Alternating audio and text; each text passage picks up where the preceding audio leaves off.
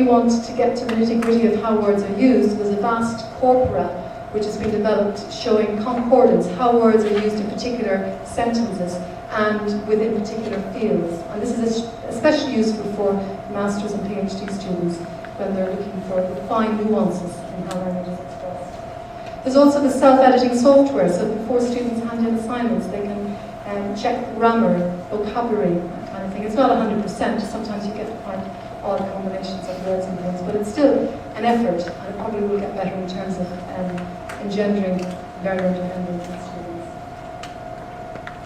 And with the second wave, which is, this is referring mainly to Web 2 kind of materials, this is allowing for much more collaboration and co-construction of meaning. You'll have students, for example, using Wimba voice tools, where they can actually talk to each other. They can make podcasts, videos. They can collaborate together in a way that they never have before. Before it was very much reading, writing. Now the emphasis is shifting a lot more towards listening and speaking. There's a whole underlying social network that we really haven't tapped into for education properly yet at all. Facebook, Twitter, YouTube, what's the potential of all of this? We don't really know yet, but there's huge, certainly students are very much involved with it.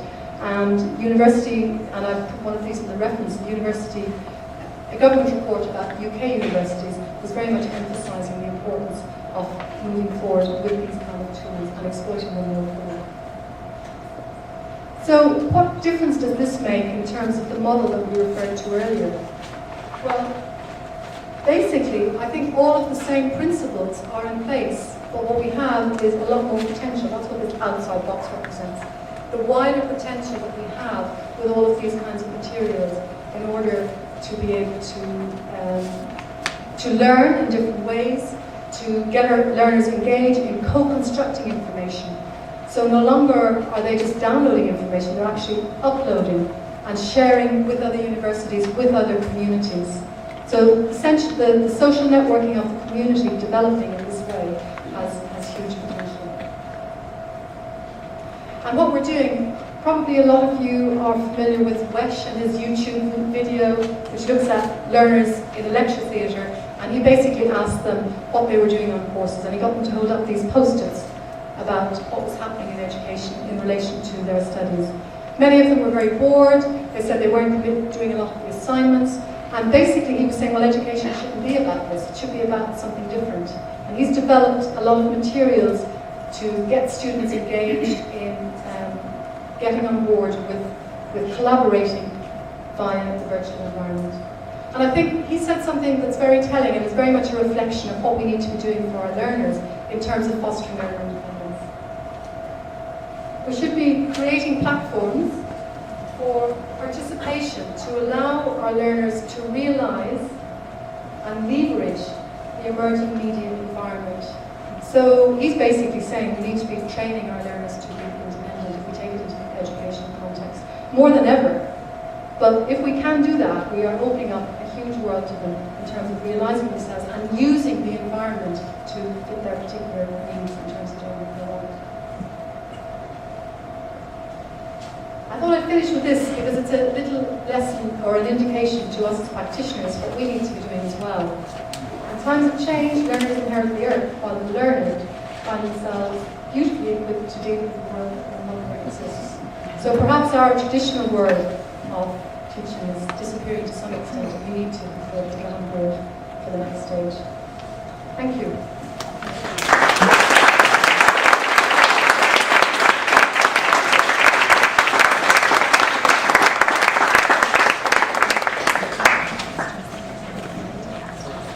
I wasn't sure how we were at the time, so these were a few questions for you, since this is an anti-conference EAP.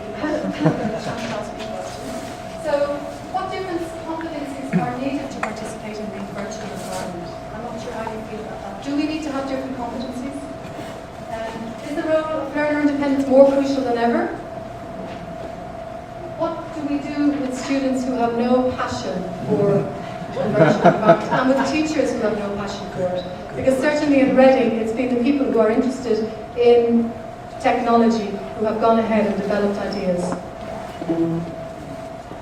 But maybe we're only limited by what we can dream. What do you think? What would you? I'd be very happy with any comments or any answers to these questions or any ideas that anyone wants to respond to in any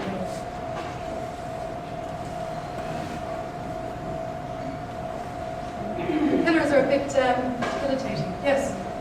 I was wondering about the role of Facebook and Twitter and whatever. Thinking of younger students, Yes. that I wonder if the learning environment shifted into these, whether they would immediately become less popular with the younger students, just as Facebook is becoming less popular because your mom has an account. Yes? Yes. Because I know I've said to students, you have to look at your email. I know you don't like it anymore, but do you really want your teacher texting you on your phone? And they'll say, no. So, maybe if we follow them, they'll just move away more because they want that Quite privacy. possibly, yes.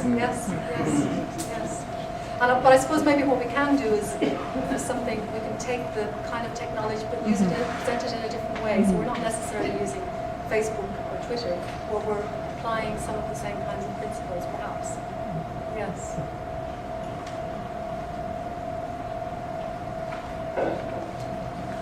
In your workplace, I know in our workplace, sort of approaching advances in technology can be a huge division line. Yes. For staff, and it can be a very sensitive issue, and people can become really polarized in the workplace. That's my experience. So I wonder if you've experienced. Yes, very much so. But there's been a real effort to try and recognise that and nip it in the bud. So the university has actually paid teachers to have workshops in order to work with the technology. And we've started quite small. What we've done is try and, in order to include everybody, try and for example, we had smart boards, whiteboards put into classrooms recently. And rather than try and train teachers in every aspect of how to use them, try and train them in small ways, in groups together.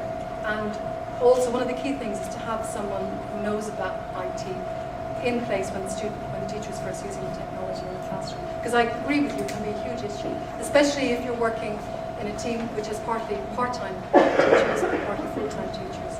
But that's one thing that the UK government is recognising in terms of they're actually actively promoting this training for teachers and saying that we should be supporting it financially as well. Is it mandatory or is it encouraged? It's encouraged. It's encouraged, yes. But I agree that it is an issue. And if you're not lucky enough to have an institution where they are doing these kinds of workshops, at the end of the day, the teachers who choose not to go to workshops will continue in the traditional way, and that's accepted. I was just thinking the last question: what kind of training do practitioners need? And I was thinking this sort of workshop and the open space technology that's coming to me feels like, okay, so now we're not just going to be listening; we're going to be co-constructing together. And so it seems like. That kind of shift has to happen for teachers, and I think generally, in my experience in teacher training, it's sort of limited, and I think that has to undergo a shift too. Yes, and maybe today is the beginning of that starting to happen. You know, if you go back to your institutions here and you can recreate. We can't hear anything at all. Sorry.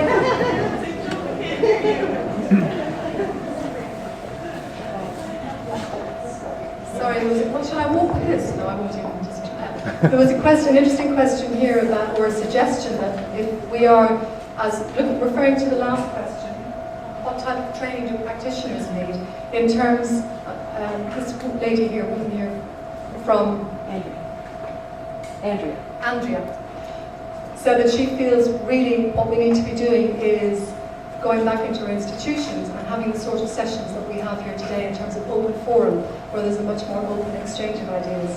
And maybe this is the way to approach it. And this conference today, organised by English Central, is the beginning of this potentially happening to feed back into open forum situations, for example, looking at what we're doing today. I'm going to stop there, but I'm very happy to continue this discussion over coffee or during the rest of the day, and I look forward to talking to a lot more of you as the day progresses.